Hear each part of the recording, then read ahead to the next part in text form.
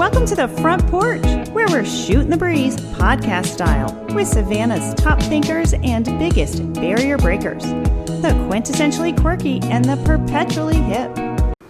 Hello and welcome to the Front Porch. My name is B. Ray. I'm with the Creative Coast, and today we're chatting it up podcast style with Joe Nehila. Hey, Joe. Hi. That was awesome. You nailed it. You nailed it. Yay. Thank you. And you are with Nosoko. That's It's right. your own company. It is my company. And what do you do? The easiest way to describe it is marketing and technology. So wherever the twain shall meet, in some instances we do IT work and voice over IP phone systems. In others we're developing websites and doing graphic design for people. So it's a pretty wide swath of stuff. And you even do some public relations. We do. Specifically. Yes, Okay. yeah. We hired someone who was really excellent at PR work and support, some of our clients with public relations and just try to be a full-stop shop for those things that they might need to promote their business and keep on the curve for technology. And so what happened? You woke up one day and you said this world needs a IT and marketing PR one-stop shop, or you got frustrated with services you couldn't find? How did this begin? Well, I don't think that we need another one of these companies out there. So Okay. I definitely, it's not the traditional, there's a problem, let's fix it to start with. My story began with working in project management and thinking I can do this myself. And so then when I thought that, and I secured my first few clients, I was able to move from my employer to a project management, business development type of organization, and that's how Nosoko began. But then as I got more familiar with this particular region, we were sort of seeing a challenge with some people finding the right mix of skills. So I've been growing out the skill set of the organization through hires and broadening our reach, and that's basically how it began.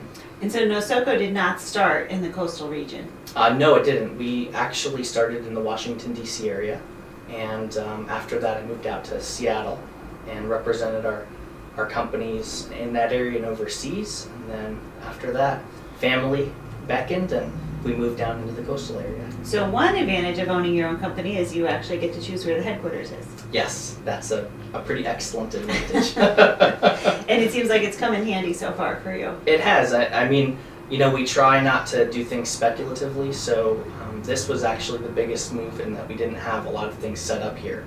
And coming here, it was a kind of a fresh start, which is maybe another story, but as it stands, we're really happy, and absolutely I've been able to move from point to point to support our clients and also to provide for my family. And do you have sort of the same client base you had when you were in Seattle or DC, or it's now more regional? It's much more regional, local, and small. Okay.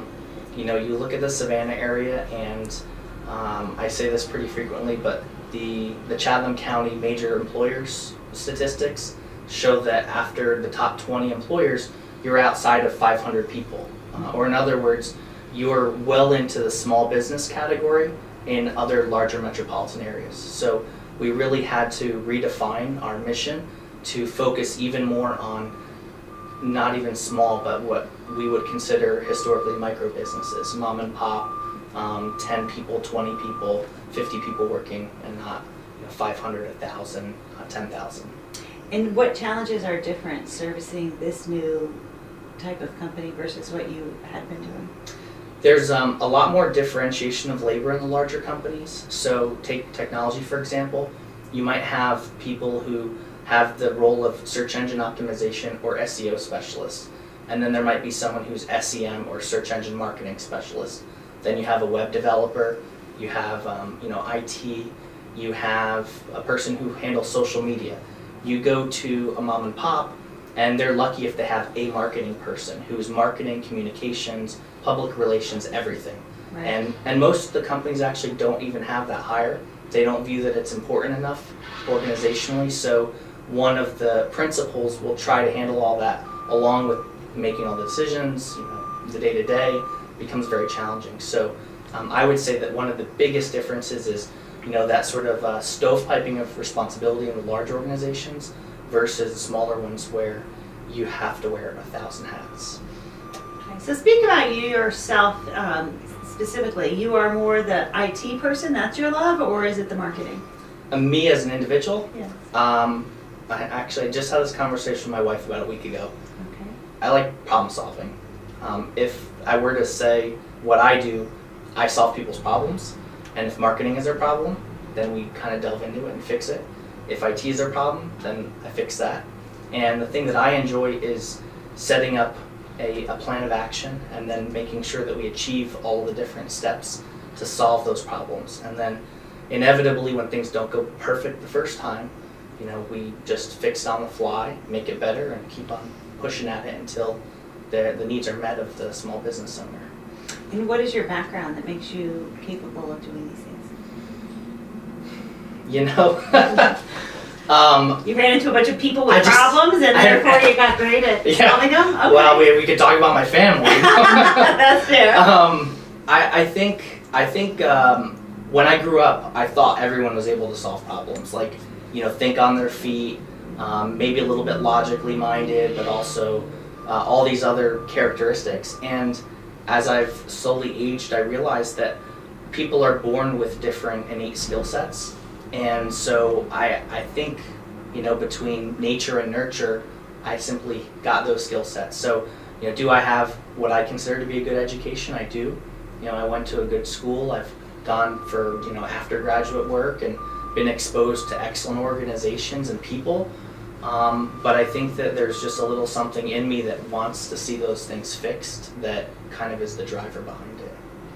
So one of the things I'm grateful for is you've taken an interest in Geekend. And we started a conversation and there was something about Geekend that put you on a path to be helpful, solve some of our problems, and so you introduced us to some potential speakers. But what was it about this area having such a conference? What was it that made you say, oh, that's a good thing, I want to give my time and energy and thought to this? Sure. I love the idea of Geekend, and I love Geekend in theory because I wasn't there last year, and we know that, so that's no secret. But this area has a tremendous amount of creative individuals, and they have a great amount of skills. You've got SCAD, you've got a number of other fantastic universities. I don't want to leave everyone out, but we obviously, SCAD has that reputation for being creative. You go over the border into South Carolina, you have some really good universities, some good students, some great thinkers. Between job opportunities in our area and having like the connectivity from top level internet service providers, we just don't see our area, our region, in my opinion, thriving in the technology sphere, and that's a disappointment because these people who are really creative and interesting and have awesome ideas for companies have to move somewhere else. So they go to New York, they go to San Francisco, and it's my hope that things like Geekend will show them that they have a community and that they can stay here and pursue their goals in the greater Savannah area. So if this hope becomes true, what will this region look like in 5 years? I think in 5 years we're going to see some more innovation in the way of people doing maybe biotechnologies, coming up with some softwares or some things that will put Savannah on the map more from a technology perspective. And I think the biggest impact is really when we look at our children.